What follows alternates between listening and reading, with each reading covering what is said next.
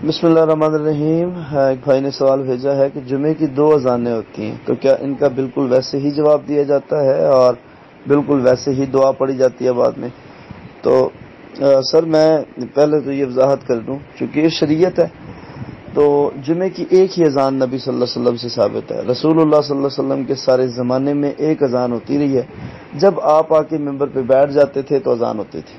حضرت ابوبکر صدیق رضی اللہ تعالیٰ عنہ کی خلافت جو 2 سال رہی اس میں بھی یہی طریقہ کار اور شیڈول رہا، تو جو ہے وہ 2 اذانیں، ایک اذان ہوتی تھی جمعے کی. حضرت عمر رضی اللہ تعالیٰ عنہ کے زمانے میں بھی یہی شیڈول رہا کہ جمعے کی ایک اذان ہی ہوتی تھی. حضرت عثمان رضی اللہ تعالیٰ عنہ کے زمانے کے ابتدائی کچھ سال جب گزرے تو پھر جا کے مشورہ ہوا کہ عوام بہت زیادہ ہو گئی ہے، مدینے کی تعداد بہت زیادہ ہو گئی ہے، تو لہٰذا کوئی کاشن ایسا ہو کہ لوگ دکانیں بند کر کے جو ہے وہ ٹائم پہ گھروں میں جا کے تیاری کر کے مسجد میں آ جائیں. تو پھر وہاں پہ انہوں نے پہلی اذان جو ہے وہ چوک میں کہلوانی شروع کر دی اور دوسری اذان جو ہے وہ مسجد میں ہوتی تھی.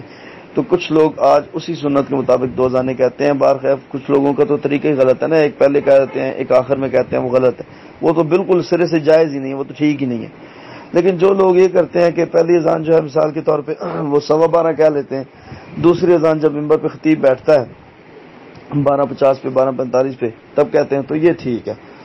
لیکن اس سے بھی اچھا طریقہ یہ ہے، چونکہ اب تو سپیکر ہے نا، سپیکروں میں گھڑیوں میں اب تو لوگوں کو پتہ چل گیا. اس وقت نہ گھڑی تھی نہ سپیکر تھے تو لوگ مشغول ہوتے تھے، پتہ نہیں چلتا تھا. تو اب تو خیر وہ حجت ختم ہو گئی ہے.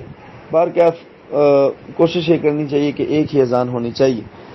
دوسری بات یہ ہے کہ دونوں اذانوں کا سر اسی طرح جواب دینا ہے جس طرح نارمل اذانوں کا دیا جاتا ہے. دونوں اذانوں کے بعد اسی طرح دعا پڑھنی ہے جس طرح نارمل اذانوں کے بعد پڑھی جاتی ہے. شکریہ.